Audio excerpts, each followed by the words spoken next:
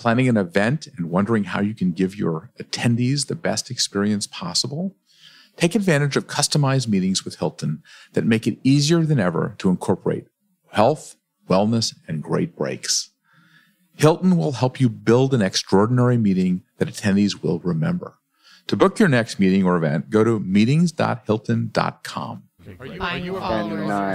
Okay, so we're gonna probably add.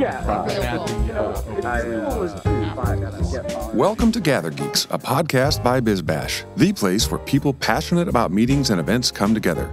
Here are your hosts, BizBash CEO David Adler and Editor-in-Chief Beth Kormanik. Hi, David. Hey, Beth. Here we are, another GatherGeeks podcast. Today's guest is Shannon Boudreau of the Lazy Gourmet Catering and Event Company in Vancouver, Canada. Since we're here in New York, we are not tasting her food, unfortunately, and our listeners can't either. A quick look at Instagram gives a hint at the breadth and caliber of the company's work. On Instagram, I saw dishes created for an Academy Awards viewing party, a dinner for Woodford Reserve Whiskey, and sablefish en papillote for a Lunar New Year celebration. David, set us up with a little bit of context for this interview. Where'd you meet Shannon? Well, we were at the Go West conference in Edmonton, Alberta in January of this year. And she was one of my co-presenters. She was a keynote speaker as well. And she did a fantastic job. And it really inspired me to say, tell me about what you think about the catering world and food and Canada and how it all melts together. And she was just a total delight. Well, with us today, she's going to share why she stopped using the terms vegan and mocktails and why she's not afraid to steal ideas from restaurants and adapt them to catering menus. Listen for her picks for trendy ingredients, as well as a quick introduction to Canadian cuisine by region. Let's take a listen. So why don't you sort of introduce yourself to our audience and talk about your love of food and why you're in the catering business, and what do you think it's all about? Love to. I'm Shannon Boudreau, born and raised in Vancouver, BC, and pretty much my entire life.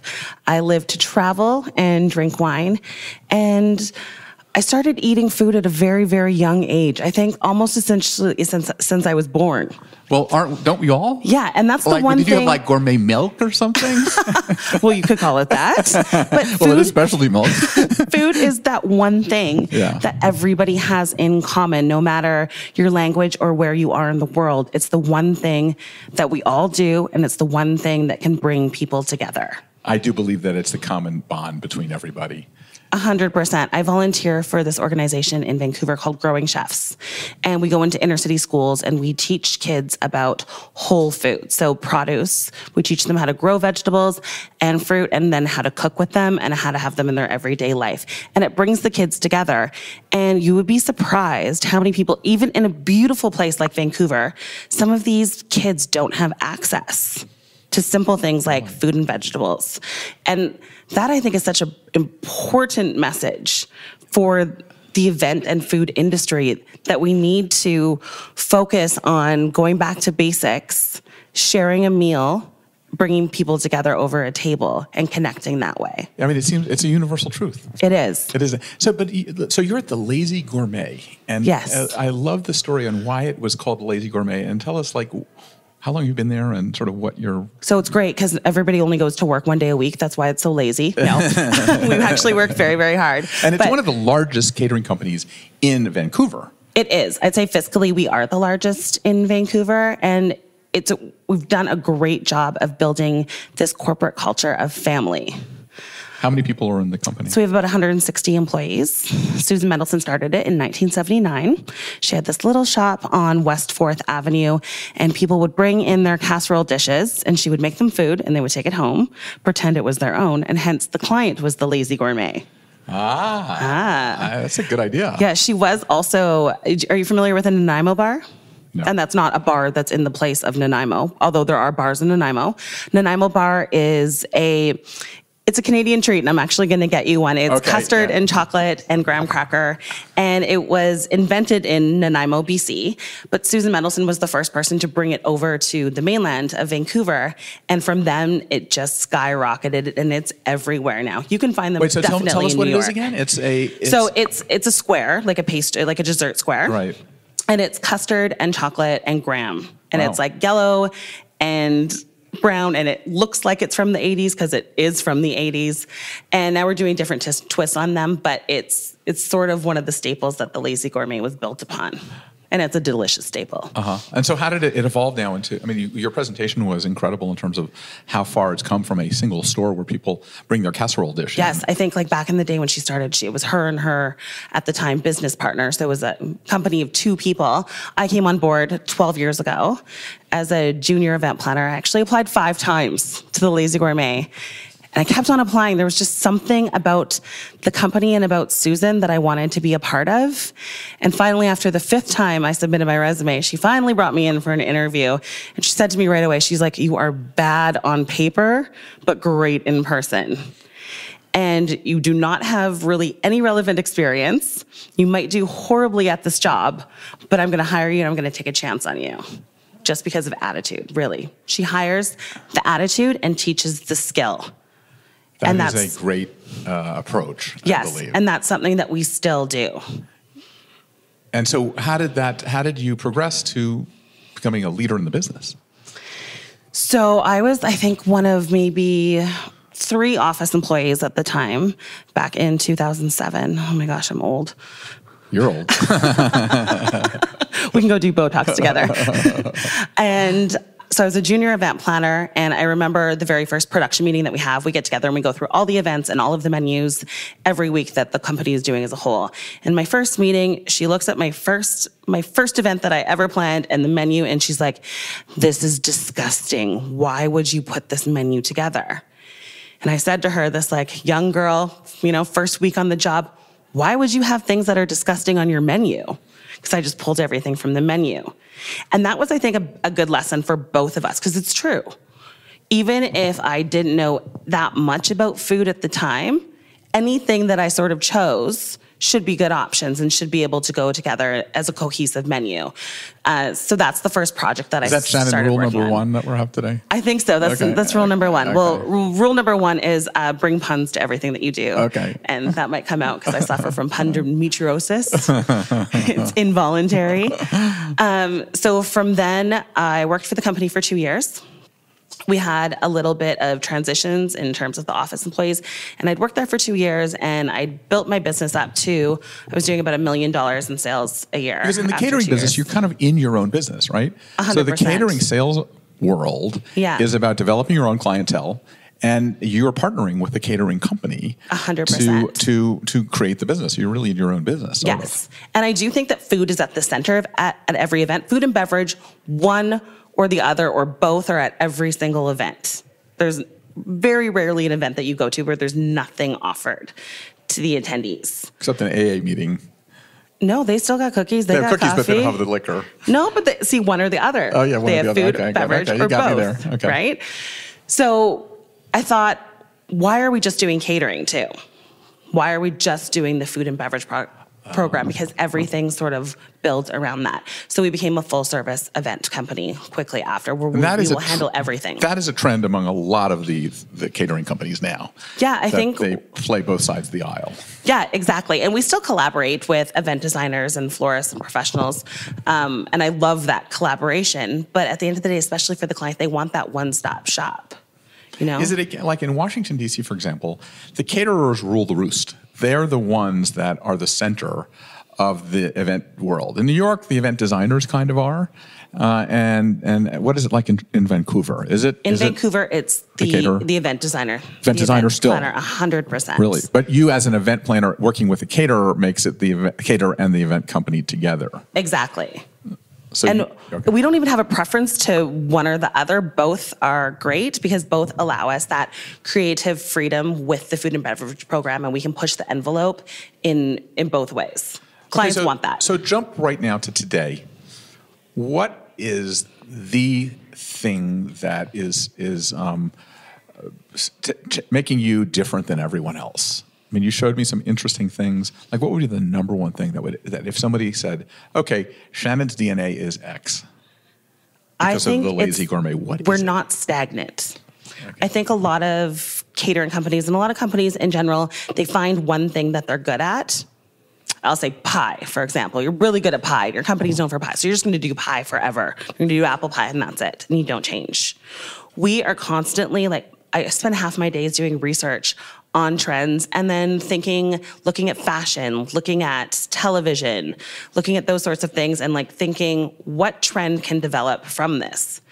Because a trend will not happen unless people adopt it. So I can forecast, day and night, but unless I can get people to want it and to use it and to adopt it, then it's not going to be anything. But what you have to do, though, is before someone wants it, you have to make sure your people can create it. Well, that's no problem. We're a yes company. Yeah, okay. That's our second mandate. So higher attitude, and then also we say yes to everything. Okay. We don't say no. It's not in our vocabulary. Okay, so let's go dig right into the stuff that will make the listener's mouth water and their eyes pop out of their head. What is the first thing? Interesting that we're on a podcast because typically when we're dealing with our clients, and sometimes they're in Toronto, we're in Vancouver, we're only dealing with phone and email. So a lot of what we have to do is visually represent the food through text, which is very difficult. And that comes kind of twofold because the client could read something and be expecting something completely different. But usually what we provide is something that will knock them out of the water. And it's a lot better. So give us an example of what that is. Okay, I'll just do something simple. So, the dirty word, I use vegan. Yeah. The dirty word, because it's plant-based now. So we just did explain that to everybody. How vegan is a dirty word, and now you have to call it plant-based. Yeah, nobody likes the word vegan, and nobody likes the word mocktail anymore. Yeah. So it's zero-proof cocktails, so much fancier, and plant-based. Okay. So vegan. So these are words anyone listening, cross it off vegan. Their menu. Yeah, it's now. The word vegan means a slab of tofu on a plate. So we're doing plant-based meals. And I think you said they changed the color of the plate so that it looks, when you cooked, you made it so that you at least had some contrast between the tofu and the white tofu and the black plate. Yeah, that was my high-end culinary skills. But it's come a lot further than that. And especially in Vancouver, I don't know what it's like in New York. Every single caterer and every single restaurant needs to have plant-based items on their menu, and not just one, an ample amount. It's really important. And it's important for sustainability of the world. We were, as children, I think we were programmed, meat and potatoes, right. Especially in Alberta. Right. You eat meat and potatoes and a little bit of vegetables on your plate. And that's what we just continue to think, we need these things. But we don't. A lot of what we can get are from plant-based ingredients. And now with things like the vegan cheeses that we make, and that some suppliers are coming out with, you're not missing anything by missing the meat. Right. And what we try to do with our plant-based menus is make the guests not even realize that they're not eating meat. Right. So we just so how do you do that? Yeah. Jackfruit text me. Jackfruit, 100%. What is jackfruit? Jackfruit is a vegetable, and when you pull it apart and cook it down and add essentially any sauce to it, it sort of textures like beef or pork. So we sub it a lot for pulled pork sandwiches for vegans. They get pulled jackfruit sandwiches. They look identical. If I had them here in front of you, it's still saucy. It looks like meat. You put it on a beautiful brioche bun, a little bit of coleslaw, maybe a little roasted garlic aioli, and you could eat both. And I don't think that you would be able to tell the difference. Wow. Okay. So what else? Tell us what else. So you got going. Beet Wellington. Okay. So instead of beef, beet it. Okay. Beet it beef. And a beautiful red beet Wellington. We do that with a mushroom duxelle, spinach, and then a vegan puff pastry. And you cut into it, and it's this gorgeous red beet, and it looks striking. And beets are hearty. So after you eat that, you're not hungry. You're not looking for the chicken or the piece of steak that you're missing at all. And so what are the other tricks on the plant-based side? Cheese, 100% cheese. Okay. Lasagna is one of those things. I make it when I'm having a dinner party often because it's one of those one-stop shops where you just making one dish and you can have 8 to 10 people over. And if I'm having a dinner party, and I'll have one invite you over, you'll come to Vancouver. Yeah, absolutely. You don't want your dietary guests to feel like they're standalones and they're eating something completely different from the rest of your guests. So the meat people have to ask. But things like jackfruit. Jackfruit, you don't need to. Yeah, and vegan cheeses now. So you can I make a really like a kick-ass vegan lasagna. And I make vegan ricotta. Lasagna. Plant-based. Sorry, you're right. Oh my God. I just said a dirty word in front of you. It's so embarrassing. But and this plant-based ricotta cheese is amazing. Okay, great. Well, that's good. Okay, so what is the experiences of those? I mean, you showed something from an Instagram perspective when you started out. What was that? Oh, okay, so Instagram. So you think Instagrammable food? I believe everything's now about Instagrammable food. 100%. Eating with your eyes. Yeah. So I think Instagram is a positive and a negative thing in terms of food and catering and events. So what happens is you make these like innovative, out of the box, gorgeous dishes that everybody wants to Instagram. But then all of a sudden, the food that you've made to help connect people and engage your audience is sort of being taken away because everybody's on their phone, Instagramming, hashtagging. Yeah. They're not looking at each other. They're not talking to each other. They're going from food station to food station or whatever it may be, just taking photos and being on their phone. So we like to do this thing for some of our events where we lock up people's phones and we put them in cell phone jail so that it's still the same caliber of food. They sadly can't Instagram it, but they're connecting with the food and with people on a more of an emotional level as opposed to being glued to your food. And is that part of your plan for the event planning side? It is. And do people want to do it or are they resistant to doing it? At first, they are definitely resistant. We have our phones in our hands like all the time. Yours is within a foot, mine's within a foot. I keep looking at it like, oh, text me. Yeah. But that's not important. This conversation that we're having is important. Right. And what happens at the event when we're hired by a client, we're there to serve a purpose. They want to get a message across, or there's some sort of purpose for the event that they want. And if people are on their phones the whole time Instagramming, then it often can take away from that. So to jail their cell phones go. And I'd say after about an hour or so, people really start to like it because human interaction and that relationship will never go away. Like we'll never be replaced by robots. Like this is the most important thing. And so it takes a little bit getting used to because, again, programmed like robots. Well, I think my commentary is that we're in a post-digital age. Yes. And that we're kind of over being that saturated with multimedia, and you want to just be there and be in it as opposed to watching it. 100%. Yeah, I couldn't agree more. So go back to Instagramming though. You do, but when you have some people that want to Instagram food, to get people want to see your stuff on Instagram to hire you. Well, and it's so good too. And when someone posts something that you've done on Instagram, that is the best compliment because they're posting it because they feel you've evoked an emotion. Right. Whether it's like this person's proud to be at this event and look what I get to eat, or it just made them so happy. It's the best form of flattery is having someone What post. is the coolest thing that you've created from an Instagrammable perspective? Oh my goodness, David. And we're looking through the slideshow now that we can't show you, but she's going to. So the live dessert tables are pretty cool. Live dessert. You talked about live desserts that people are not doing them correctly. Well, give us a little 411 on live directories. I don't know if you can say 411 here. Sure you can. We have 411 in Canada. I don't know if that's still like an old person's So we're sitting at a boardroom table right now. So what if we were to walk into this room and there's just this beautiful dessert display already here? I mean, that's cool. But people and how chefs have come alive in the last 10 years, it used to be the maitre d' that was the big guy. Now it's the chef. People want to, see, I think you spoke about the fourth wall. They want to see behind that. So what if this table was just a blank canvas and then the chefs came in? And what if you got to participate? What if you learned something from the chef and were able to create something beautiful so that when you Instagrammed it, it's not, by Chef Shannon, it's look what I did. Right. Right. And then we both have become fans of going to fine tasting restaurants. Yes. And so you had talked about some restaurants in Chicago where you saw this, right? Yes. And I think actually Alinea should have us come in and do a podcast from there. Yes. Alinea is unbelievable.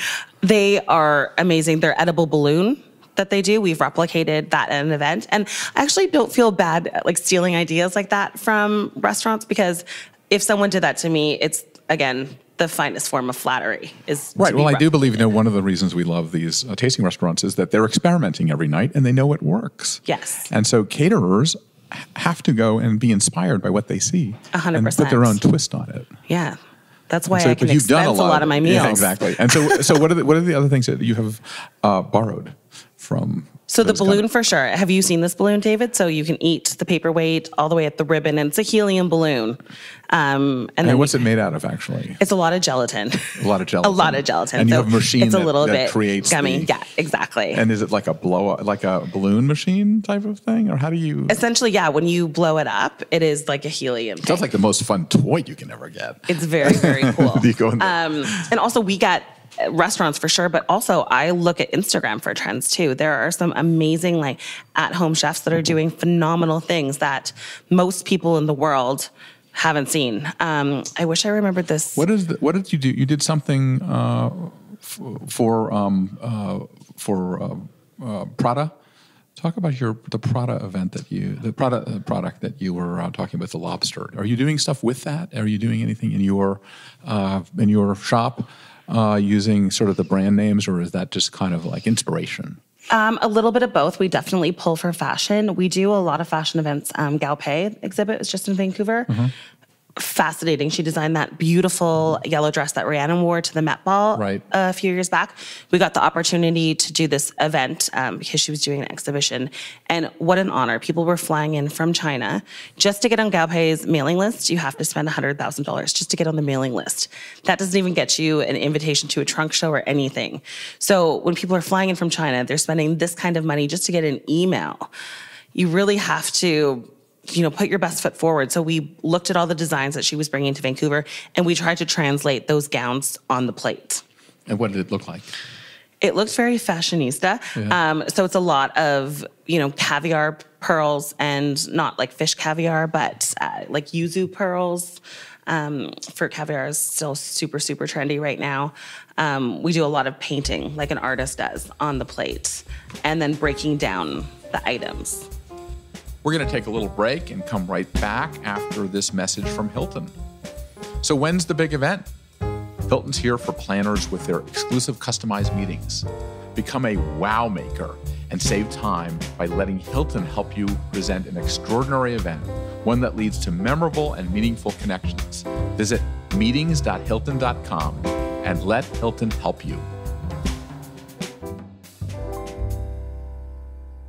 How does that translate to the first impression when somebody sees it? Is that kind of what it's about for in the catering side? Like the plate is delivered and all of a sudden you see this. 100%. The plate should always look like an art piece, because chefs are, at the end of the day, they're artists. Same thing with mixologists. They are artists. What they're giving you is a curation of their passion. But how do you, I've had this discussion with many people in terms of production and catering and fine dining, and the difference to be able to be efficient in serving 200 people, 100 people, 1,000 people without without taking forever to plate something and be perfect. Yes. How do you solve that problem? It's actually very easy, because we don't ever want to augment something because we don't feel like it's capable. We're capable of it because we're catering for 1,000 people. That's not a good excuse. The number thing is not a good excuse for us. It's how many staff do we need to execute what we want to do? So it's as simple as that. So they pay more money.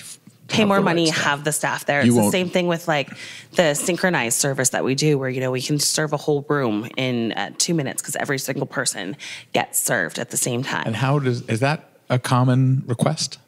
It's becoming more and more common. So yes. This is a new Gone are the days where it takes 30 minutes to serve a banquet hall or conference or whatnot.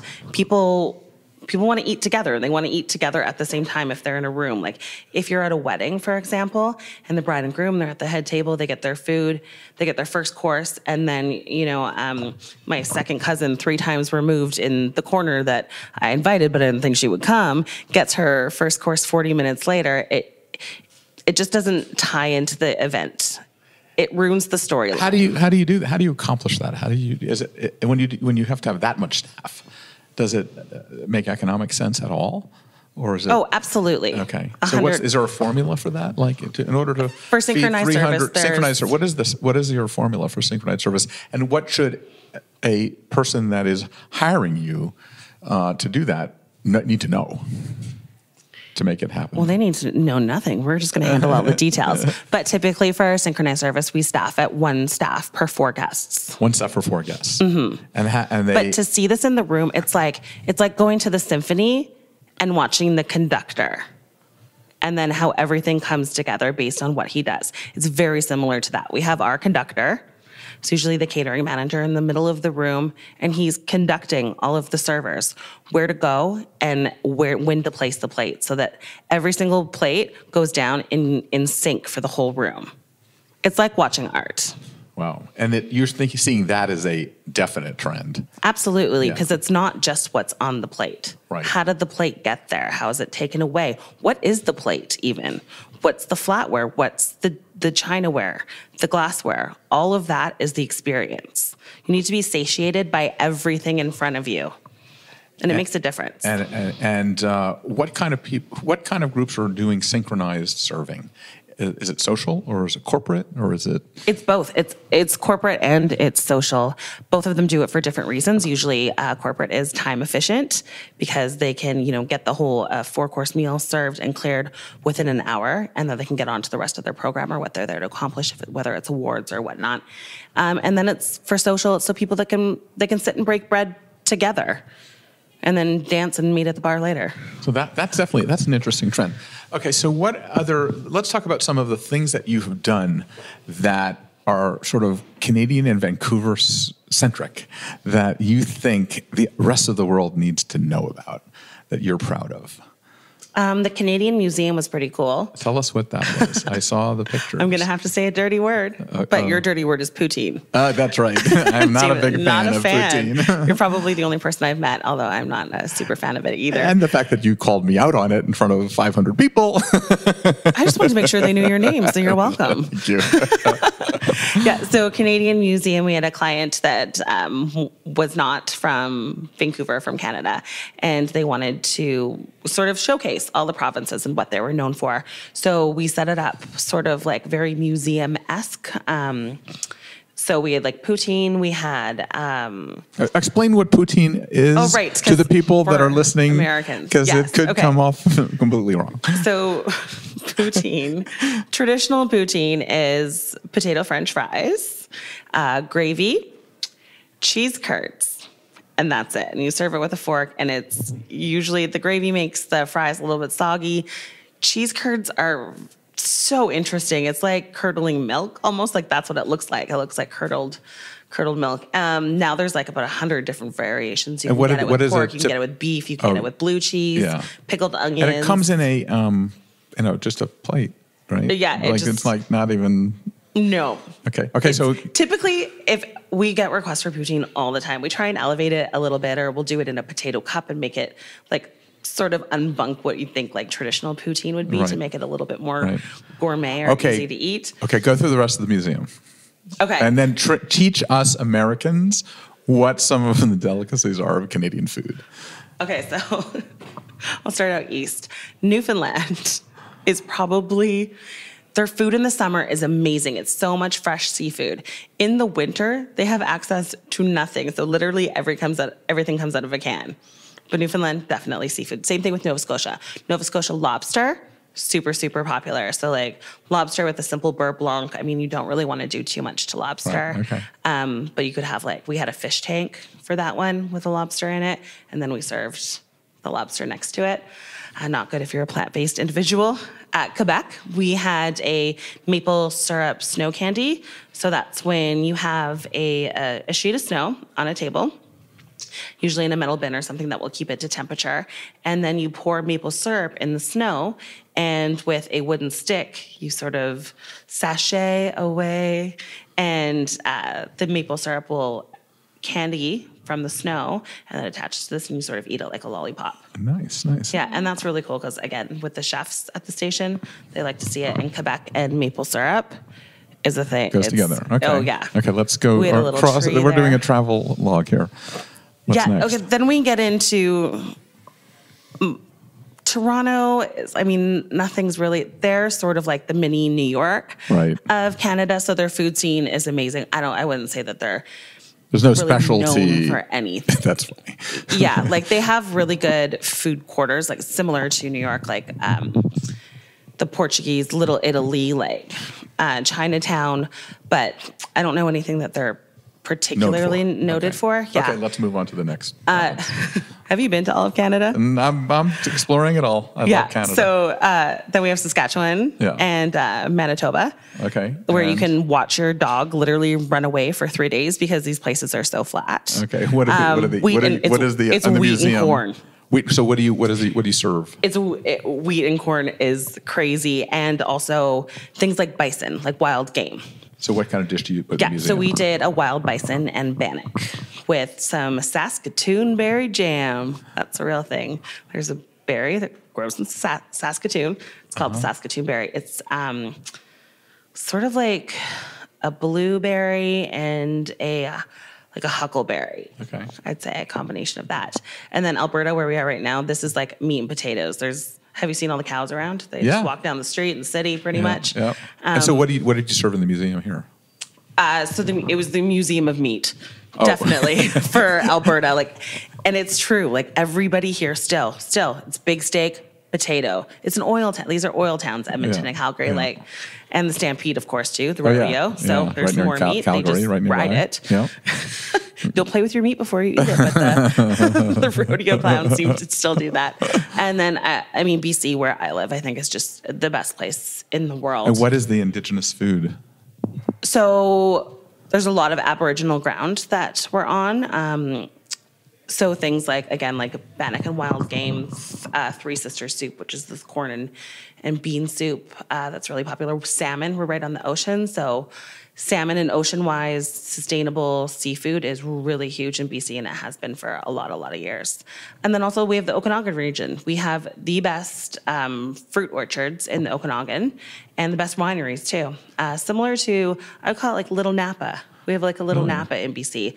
And ice wine, because of the temperature drop, grows really well in BC as well.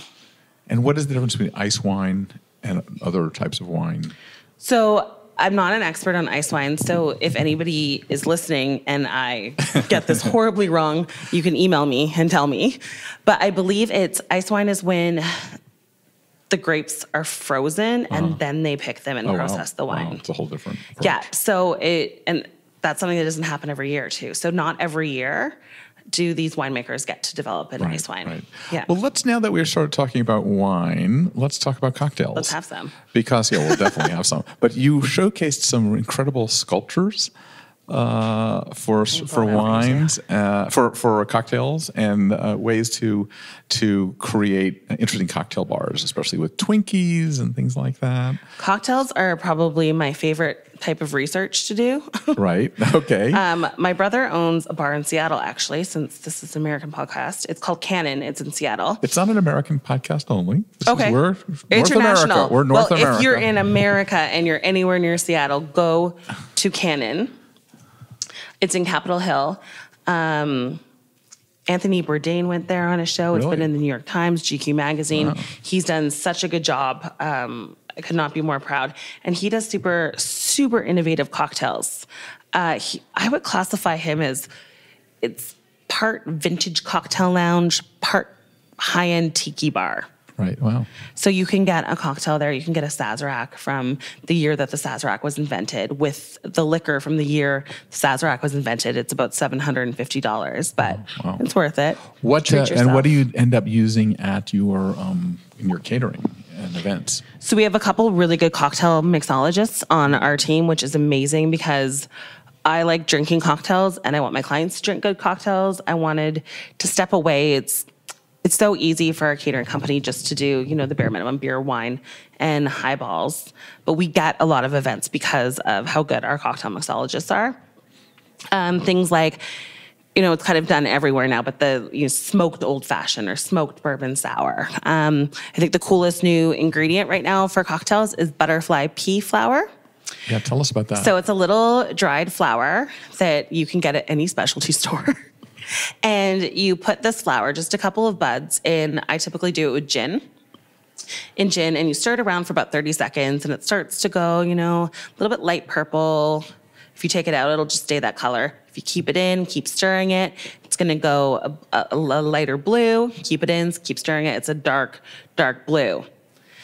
And then what you can do is, say if I was going to make a gin sour with that. I love sours. You add citrus to it and it goes bright pink. So that is a cool thing to do client facing at your bar.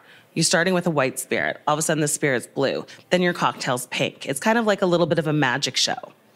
We have a gin made in BC in Victoria called the Empress Gin, and it's purple, and that's how they make it, with the butterfly pea flower. And I think that's probably what started this trend. But it's super cool. And also about cocktails too, it's about the glass that it's coming in and the garnish that it's coming with. And if you're at an event and your signature drink is a Negroni, not every single Negroni needs to come in the same glass. It's kind of interesting if it's in separate glasses. And the one other cocktail I want to talk about is at Hotel Georgia Prohibition. When you're in Vancouver, please go have this cocktail. It's called the Inception Negroni.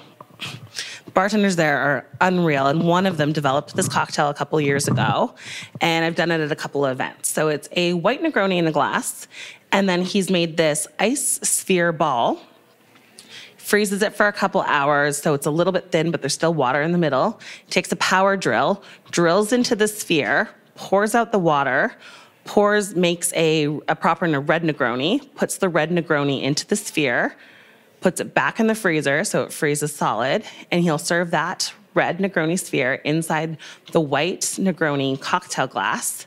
And then as the guest is enjoying their drink and the ice slowly starts to melt, the red Negroni meshes with the white Negroni, and it becomes an entirely different cocktail. Yes. While you're drinking it. Yes, and if you're like me and you drink cocktails too fast, they'll come over with a little hammer and smash the sphere for you if you're too impatient to wait. So I think I misspoke earlier. What was the Twinkie sculpture?